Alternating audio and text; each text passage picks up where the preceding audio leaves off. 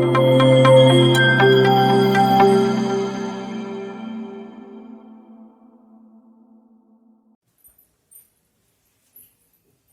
everyone, I am Smriti Sinha here and welcome back to our channel Science Zone. आज जो है हम 10th standard का series शुरू करने वाले हैं।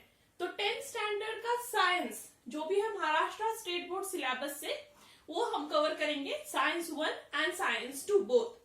तो साइंस 1 में 10 चैप्टर्स हैं, उनमें से जो सेकंड चैप्टर है आज हम वो शुरू करेंगे जो है पीरियोडिक क्लासिफिकेशन ऑफ एलिमेंट्स। तो आज पहले हम ये चैप्टर का जो है शुरू कर रहे हैं। तो इस चैप्टर में पीरियोडिक क्लासिफिकेशन ऑफ एलिमेंट जो ये चैप्टर है, इसमें हमें कौन से सब पॉइंट्स कवर करने हैं। तो उसमें हमें elements and their classification, Dobereiner's triads, तीसरा न्यूलैंड्स लॉ ऑफ ऑक्टेव्स, फिर Mendeleev's periodic table and modern periodic table, ये जो है 5 पॉइंट्स हमें कवर करने हैं इस चैप्टर में।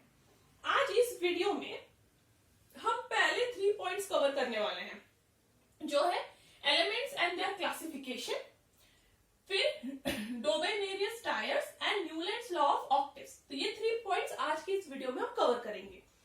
तो चलिए शुरू करते हैं पहले कैन यू रिकॉल से। तो सबसे पहले आपकी इस चैप्टर के स्टार्टिंग में कुछ क्वेश्चंस हैं, आपको उन्हें आंसर करना है जो आपके 8th और 9th स्टैंडर्ड से रिलेटेड है। Once you answer this question फिर हम आगे बढ़ सकते हैं 10th के सिलेबस के साथ। तो पहला क्वेश्चन है what are types of matter. तो मैटर कितने टाइप के होते हैं। तो पहले टाइप ऑफ मैटर समझने से पहले हमें समझना होगा मैटर होते क्या है।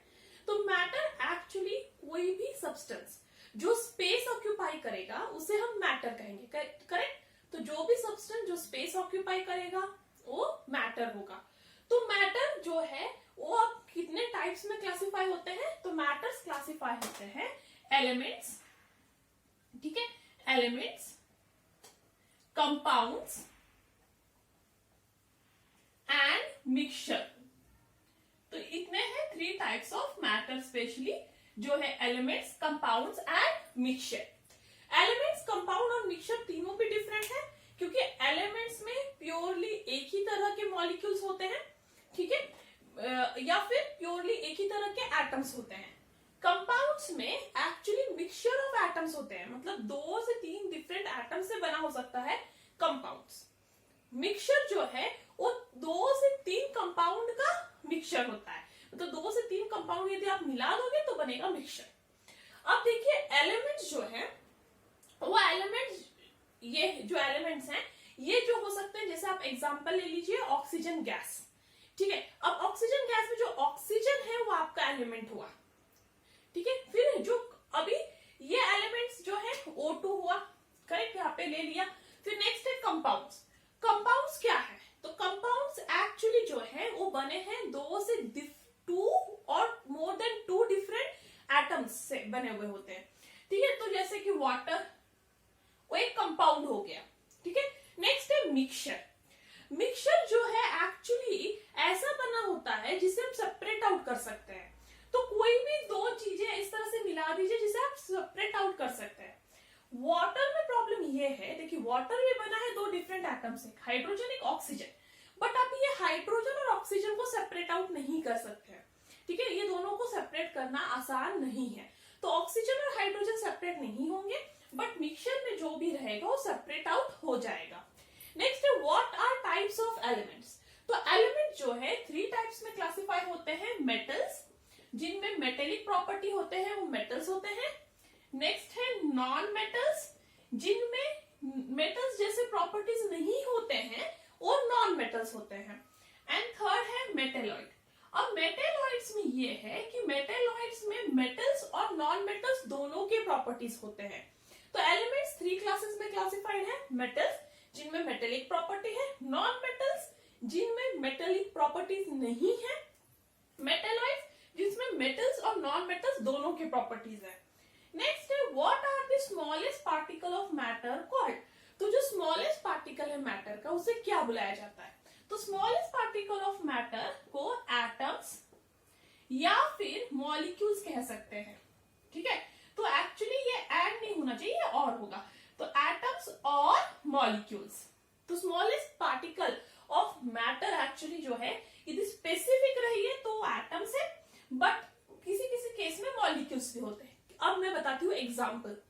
सपोज मैंने आपको एक कॉपर का बर्तन दिया और मैंने कहा इस कॉपर के बर्तन में पहचानिए सबसे स्मॉलेस्ट पार्टिकल क्या है, तो आप क्या कहिएगा? Of course copper.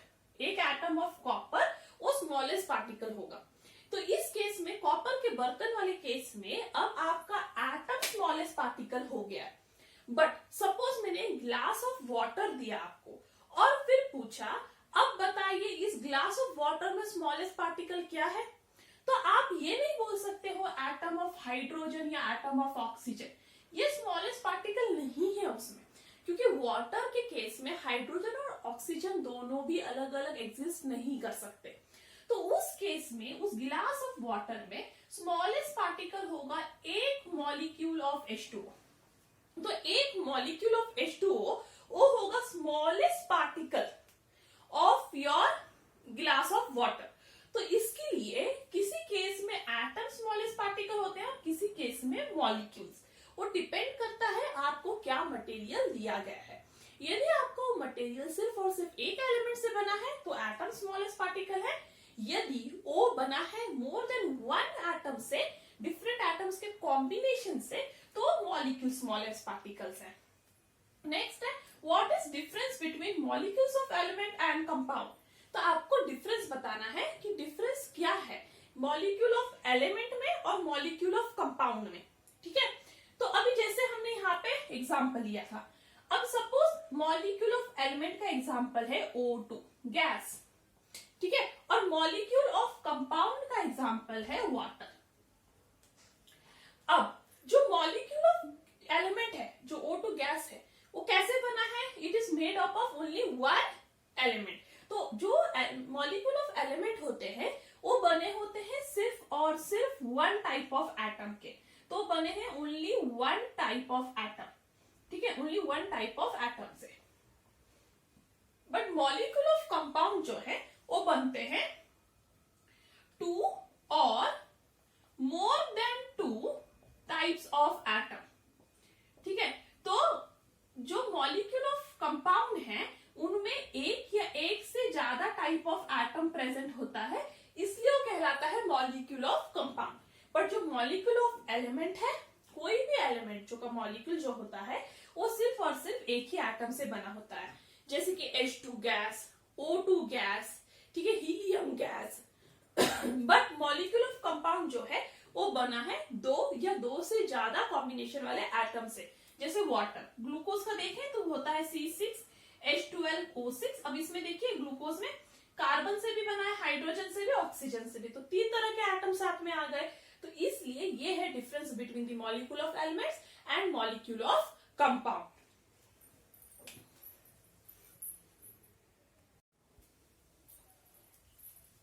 तो चलिए अब हम शुरू करते हैं आज के पहले वाले टॉपिक के साथ, that is elements and their classification.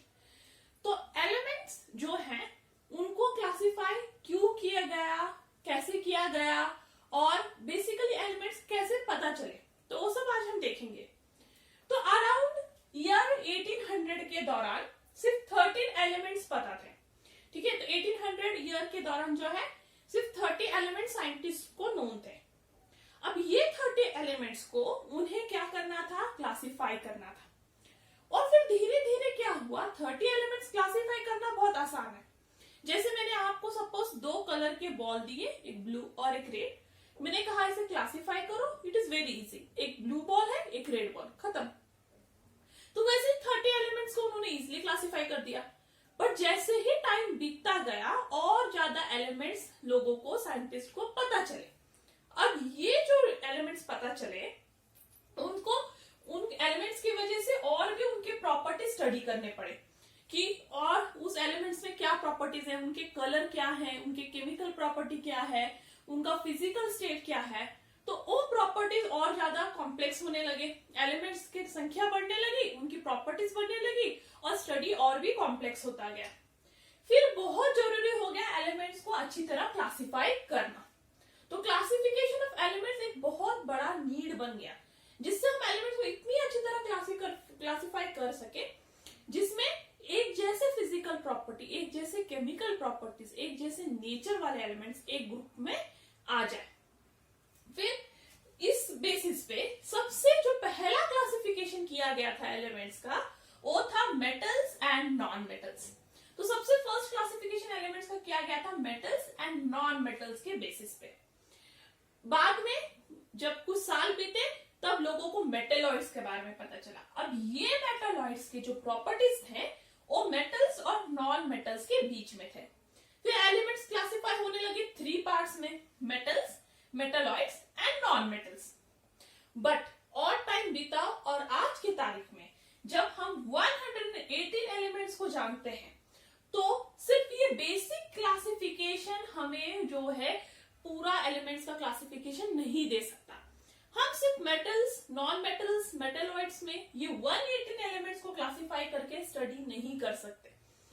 फिर जब ये एलिमेंट्स की संख्या बहुत ज्यादा बढ़ने लगी तो बहुत जरूरी हो गया एक proper different method of classification आना, और इसी की वजह से बहुत सारे साइंटिस्ट ने बहुत सारे क्लासिफिकेशन के स्ट्रैटेजीज दिए, टेक्निक्स दिए और एलिमेंट्स को क्लासिफाई करते गए। जिसमें से जो सबसे फर्स्ट वाला जो आज हम पढ़ेंगे, देखिए हमें सिर्फ यहाँ पे 3 से 4 पढ़ना है, जैसे Dobereiner, Newton law of octet, फिर Mendeleev's periodic table and modern periodic table. But इसके अलावा भी बहुत क्लासिफिकेशंस दिए गए थे, जिनमें से ये 4 जो है उस समय के सबसे ज्यादा माने जाने वाले क्लासिफिकेशंस थे। बट इन क्लासिफिकेशंस में कुछ ड्रॉबैक्स आए और इसी की वजह से आगे दूसरे क्लासिफिकेशन को मान्यता मिलती गई, और आज जो हम जानते हैं वो मॉडर्न पीरियोडिक टेबल है। तो उसके बारे में हम डिटेल बाद में देखेंगे, पर पहले हम जानते हैं सबसे बेसिक जो आपकी किताब में दिया है वो है डॉबिनियर्स ट्रायड्स। अब ये नाम पहले हम समझ लेते हैं, डॉबिनियर्स ट्रायड क्यों है। डॉबिनियर्स एक साइंटिस्ट का नाम है, ट्रायड मतलब 3, तो यहाँ ट्रायड स्टैंड फॉर 3। अब 1817 में 1817 ईयर में एक जर्मन साइंटिस्ट है जिनका नाम था डॉबिनियर। उन साइंटिस्ट ने एलिमेंट्स को क्लासिफाई करने की कोशिश की। जो भी नोन एलिमेंट्स थे उन्होंने ट्राई किया उसे बेस्ट तरीके से क्लासिफाई करें, जिससे उसके सारे फिजिकल और केमिकल प्रॉपर्टीज वाले एक जैसे एलिमेंट्स एक जगह आ जाए। तो डॉबिनियर ने क्लासिफाई करने के लिए क्या यूज किया, उन्होंने यूज किया एटॉमिक मास। तो उन्होंने सारे एलिमेंट्स को क्लासिफाई करने के लिए बेसिक क्राइटेरिया पकड़ा, एटॉमिक मास। डॉबिनियर का ये कहना था कि सारे एलिमेंट्स की जो भी प्रॉपर्टीज होती है वो रिलेटेड होती है उनके एटॉमिक मास से। तो जो भी एलिमेंट्स की प्रॉपर्टीज है वो एटॉमिक मास से रिलेटेड है, इसलिए उन्होंने एटॉमिक मास को बेसिस पकड़ा क्लासिफिकेशन के लिए। अब एटॉमिक मास के बेसिस पे उन्होंने बहुत सारे ग्रुप्स बनाए और हर एक ग्रुप में उन्होंने 3 एलिमेंट्स को रखा और इसलिए इसे ट्रायड नाम है। ठीक है, तो अब आप समझ गए होंगे यहाँ डॉबिनियर ट्रायड दैट इज 3 क्यों है, क्योंकि उन्होंने बहुत सारे ग्रुप ऑफ एलिमेंट्स बनाए और हर एक ग्रुप में उन्होंने 3 एलिमेंट्स इंक्लूड किए और ये 3 एलिमेंट्स को कहा गया ट्रायड्स। अब ये जो 3 एलिमेंट्स थे उनके सारे फिजिकल केमिकल प्रॉपर्टीज सिमिलर थे। तो जो भी उन्होंने ग्रुप बनाते गए उन्होंने क्या किया, सारे जो physical and chemical properties same वाले एलिमेंट्स को साथ साथ रखते गए और 3-3-3-3 का ग्रुप बनाते गए। ठीक है, अब उन्होंने ये ग्रुप बना लिया। अब ये ग्रुप में जो 3 एलिमेंट थे वो 3 एलिमेंट को भी प्रॉपर सीक्वेंस में लिखा। कैसे उन्होंने अरेंज किया ये तीनों एलिमेंट को with increasing order of atomic mass. मतलब एटॉमिक मास जैसे जैसे इंक्रीज होते जा रहा है वैसे वैसे एलिमेंट वो लिखते गए। तो सबसे पहले लिखा सबसे कम एटॉमिक मास वाला, फिर जो बीच वाला एटॉमिक मास वाला है और सबसे लास्ट में सबसे जो हैवी एटॉमिक मास वाला है वो लिखा। तो इस तरह से उन्होंने 3-3 का ग्रुप बनाया। ठीक है, तो पहले आप समझ लीजिए डॉबिनियर्स ने एटॉमिक मास को क्राइटेरिया पकड़ा, उसके बाद 3-3 के ग्रुप्स बनाए और ये ग्रुप्स को कहते हैं ट्रायड्स, और हर एक ग्रुप में जो एलिमेंट्स हैं उनको increasing order of atomic mass के अनुसार लिखा। अब वो लिखने के बाद उन्होंने नोटिस किया कि जो मिडल एलिमेंट होता है, ये 3 ट्रायड में से जो मिडल एलिमेंट है जो बीच में प्रेजेंट है, उस एलिमेंट का जो एटॉमिक मास है वो एक्चुअली एवरेज है atomic mass of other 2 elements.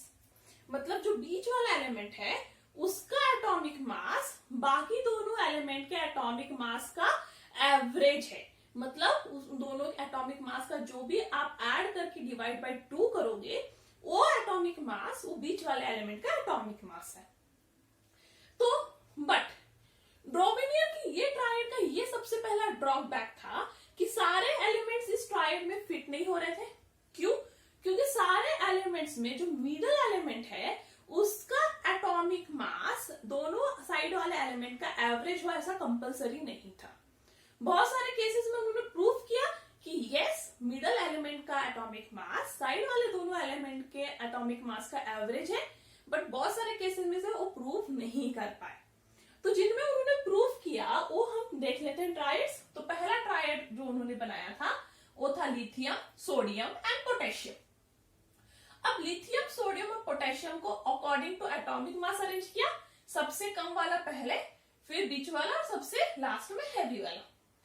और अब आपको इनको देखना है कि ये ड्रॉबिनियस ट्रायड में फिट हो रहा है कि नहीं। तो देखिए आपको देखना होगा कि आपका जो बीच वाला एलिमेंट है सोडियम, उसका एटॉमिक मास लिथियम और पोटेशियम का एटॉमिक मास का एवरेज है कि नहीं। तो लिथियम का एटॉमिक मास है 6.9, पोटेशियम का 39.1, तो सोडियम का क्या होगा 6.9 plus 39.1 divide by 2 that is 23। और एक्चुअल मास ऑफ सोडियम भी था 23। तो उनका ये थियरी यहाँ पे प्रूफ हो गया कि यस जो मिडल एलिमेंट है ट्रायड का उसका एटॉमिक मास बाकी दोनों एलिमेंट के एटॉमिक मास का एवरेज है। नेक्स्ट ट्रायड उन्होंने लिया कैल्शियम, स्ट्रोनियम एंड बेरिलियम। अब इसमें देखिए 40.1, 137.3, तो ऐसा का क्या होगा 40.1 प्लस 137.3 डिवाइड बाय 2 जो आया 88.7, जो एक्चुअली एवरेज है ये दोनों का। इसका नियर अबाउट एक्चुअल मास भी 87.6 है, close by, they both are very close to each other. इसलिए यहाँ पे भी प्रूफ हुआ ड्रॉबिनियस ट्रायड कि यस जो मिडल एलिमेंट है वो बाकी दोनों एलिमेंट के एटॉमिक मास का एवरेज है। नेक्स्ट ट्रायड लिया उन्होंने क्लोरीन, ब्रोमीन और आयोडीन। क्लोरीन का एटॉमिक मास है 35.5, आयोडीन का है 126.9, तो ब्रोमीन का क्या होगा ये दोनों को ऐड करके डिवाइड बाय 2 दैट इज 81.2। और यस वो एटॉमिक मास जो है एक्चुअल भी ब्रोमीन का अराउंड 79.9 है, दोनों अराउंड इक्वल हैं, और इसलिए यहाँ पे भी ड्रॉबिनियस ट्रायड जो है प्रूफ हुआ। पर बहुत केसेस ऐसे भी थे जहां ड्रॉबिनियस ट्रायड प्रूफ नहीं हो पाया, और इसलिए ड्रॉबिनियस ट्रायड को एक स्टैंडर्ड क्लासिफिकेशन नहीं माना गया।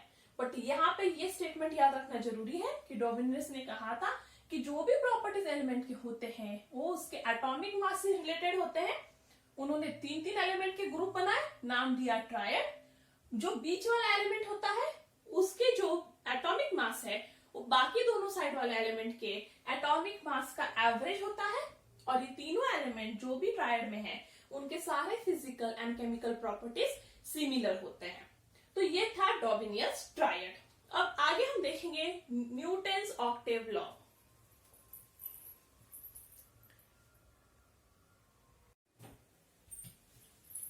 अब हम ड्रॉबिनियस ट्रायड के बाद देखेंगे न्यूटन्स लॉ ऑफ ऑक्टेव्स। तो हमने क्या देखा, ड्रॉबिनियस ने एलिमेंट्स को, नोन एलिमेंट्स को 3 के ग्रुप में डिवाइड कर दिया और उनका नाम दे दिया ट्रायड्स।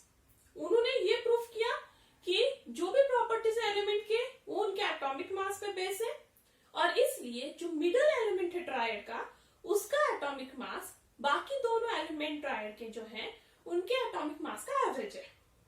बट उन्होंने सारे एलिमेंट्स को उस तरह से वो प्रॉपर्टी को डिफाइन नहीं कर पाए, और इसलिए उनके इस ड्रॉबैक के वजह से नेक्स्ट आया Newlands law of octaves.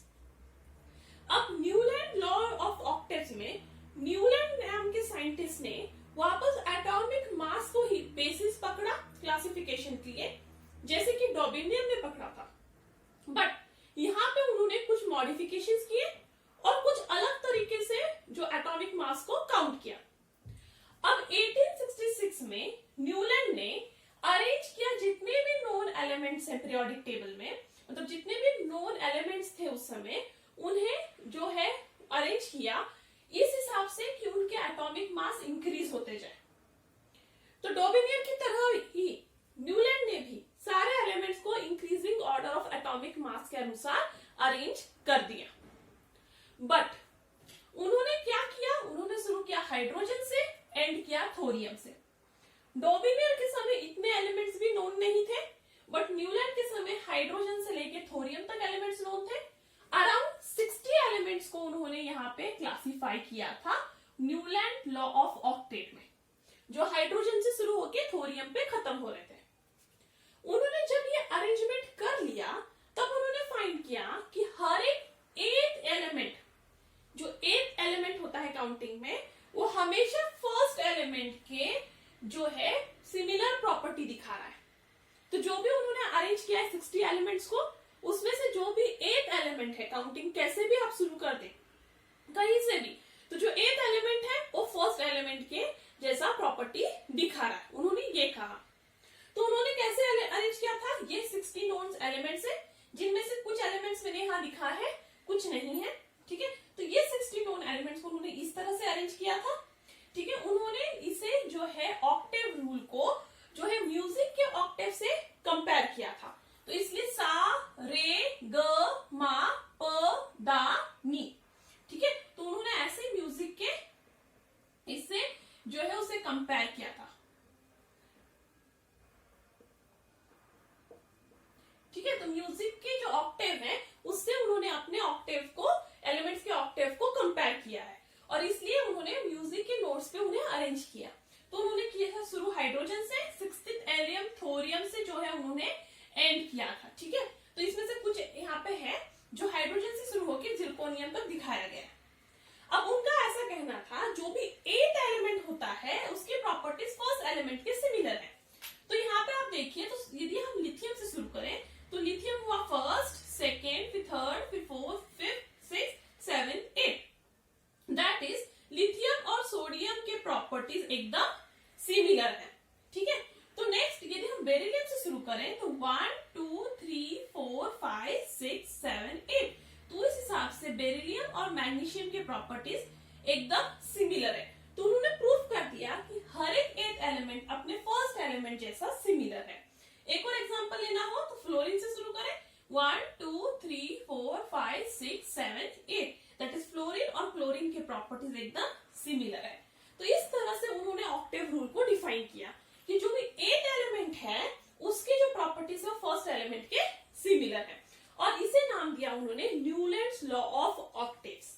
Octaves क्यों? क्योंकि एथ है, क्योंकि एथ एलिमेंट फर्स्ट एलिमेंट के प्रॉपर्टीज के साथ सिमिलर दिखा रहा है, ठीक है। बट ये भी जो न्यूलैंड्स लॉ ऑफ ऑक्टेव्स है, ये भी बहुत दिन तक चल नहीं पाया, क्योंकि उसमें भी बहुत सारे लिमिटेशंस आ गए। अब वन बाय वन हम सारे लिमिटेशंस देखेंगे। पहला लिमिटेशन ये था कि ये न्यूलैंड लॉ ऑफ ऑक्टेव सिर्फ और सिर्फ कैल्शियम तक ही सीमित था, मतलब सिर्फ कैल्शियम तक ही property of eighth element first element जैसा दिख रहा था। उसके बाद जो भी आगे के एलिमेंट्स हैं वो अपने प्रॉपर्टी एथ एलिमेंट फर्स्ट एलिमेंट जैसा नहीं दिखा रहा था। फॉर एग्जाम्पल यदि मैं यहाँ पे स्ट्रोशियम को पकड़ो तो स्ट्रोशियम के प्रॉपर्टी जिंक जैसे बिल्कुल भी नहीं थे, तो इसलिए सिर्फ कैल्शियम तक ही Newland law of octet applicable था, उसी का एथ एलिमेंट का प्रॉपर्टी फर्स्ट एलिमेंट तक सिमिलर था। नेक्स्ट उन्होंने अरेंजमेंट किया था 56 बॉक्सेस में, that 7 column rows into 8 columns. तो 7 इंटू 8 का जो उन्होंने ये किया, देखिए यहाँ पे 7 है, 1 2 3 4 5 6 7, और इधर ऐसे 8, तो 7 इंटू 8 56 बॉक्सेस उन्होंने बनाए। बट उन्होंने क्लासिफिकेशन कितने एलिमेंट्स का किया था? 60 बॉक्सेस तो 56 ही हैं, तो बाकी 4 एलिमेंट्स क्या किए उन्होंने? तो बाकी 4 एलिमेंट्स को क्या किया उन्होंने? 2 एलिमेंट एक ही बॉक्स में फिट कर दिया। तो बाकी जो बचे हुए 4 एलिमेंट को फिट करने के चक्कर में उन्होंने 2 एलिमेंट को एक ही बॉक्स में फिट कर दिया, जैसे कि कोबाल्ट और निकल एक ही बॉक्स में थे, सेलेनियम और लिथियम एक ही बॉक्स में थे। नेक्स्ट उन्होंने यहाँ पे जो बॉक्सेस बनाए और जो भी यहाँ पे जो क्लासिफिकेशन किया था 7 इंटू 8 बॉक्सेस का, उन्होंने कहीं पे भी जगह नहीं छोड़ी कि जो न्यू एलिमेंट्स फाइंड आउट हो फ्यूचर में उन्हें वहां फिट किया जाए। तो कहीं पे भी किसी भी तरह का जगह नहीं छोड़ा गया था कि न्यूली फाइंड एलिमेंट्स को फिट किया जाए। नेक्स्ट, जो प्रॉपर्टीज थे न्यूली डिस्कवर्ड एलिमेंट्स के, वो न्यूटन्स लॉ ऑफ ऑक्टेव को फिट भी नहीं हो रहे थे। तो जो भी एलिमेंट्स थोरियम के बाद पता चले, यदि उन्हें साइंटिस्ट ने ट्राई किया कि बीच में कहीं घुसा दे, बट उनके properties Newton law of Octave को फिट नहीं हो रहे थे, इसका मतलब उनका प्रॉपर्टी जो 8th एलिमेंट है उसका फर्स्ट एलिमेंट के साथ मैच नहीं हो रहा था। नेक्स्ट, उन्होंने कुछ एलिमेंट्स को जो डिफरेंट प्रॉपर्टीज के साथ हैं उन्हें सेम जगह पे सेम नोड के नीचे प्लेस कर दिया। फॉर एग्जाम्पल, उन्होंने यहाँ पे कोबाल्ट और निकेल को हैलोजन ग्रुप के नीचे प्लेस कर दिया। तो कोबाल्ट और निकल को उन्होंने सा नोड के नीचे प्लेस कर दिया, जो हैलोजन का ग्रुप था, फ्लोरीन क्लोरीन ब्रोमीन, जो सिमिलर प्रॉपर्टीज दिखा रहे हैं, बट कोबाल्ट और निकल उनके जैसा नहीं है, तो भी जबरदस्ती उन्होंने यहाँ पे प्लेस कर दिया। और तो और कोबाल्ट और निकल को उन्होंने आयन से बहुत दूर कर दिया, जबकि कोबाल्ट और निकल के प्रॉपर्टीज आयन के प्रॉपर्टीज से सिमिलर हैं, तो भी उनको उन्होंने उससे दूर कर दिया। ऊपर से उन्होंने आयन को नॉन मेटल के साथ जो है प्लेस कर दिया, जैसे ऑक्सीजन, सल्फर, सेलेनियम, ये सब नॉन मेटल्स हैं, उनके ग्रुप में उन्होंने आयन को प्लेस कर दिया, बल्कि आयन जो है मेटल है उसको होना चाहिए था कोबाल्ट और निकल के पास, बट उन्होंने उससे दूर करके उसे नॉन मेटल्स में प्लेस कर दिया। तो ये फॉल्ट्स की वजह से, ये लिमिटेशंस की वजह से न्यूटन्स लॉ ऑफ ऑक्टेट को वो दर्जा नहीं मिला जो मिलना चाहिए था एक्चुअली, और उसमें इतने लिमिटेशंस थे कि आने वाले 118 एलिमेंट इसमें फिट ही नहीं किए जा सकते थे, और हर एक 8th एलिमेंट का प्रॉपर्टी फर्स्ट एलिमेंट से सिमिलर नहीं किया जा सकता था। ऊपर से नॉन मेटल्स मेटल सब मिक्स हो चुके थे, जिन्हें वो ठीक से डिफाइन नहीं कर पाए। अब आने वाले इसमें हम देखेंगे जो मेंडलीव पीरियोडिक टेबल है उसमें क्या जो मेंडलीव ने चेंजेस किए, और उसके बाद मॉडर्न पीरियोडिक टेबल। तो यहाँ तक आपको मेरा वीडियो अच्छा लगा हो तो प्लीज इसे लाइक कीजिए, शेयर कीजिए और सब्सक्राइब कीजिए, और आने वाले वीडियो के लिए रहिए स्टे ट्यून्ड। Thank you.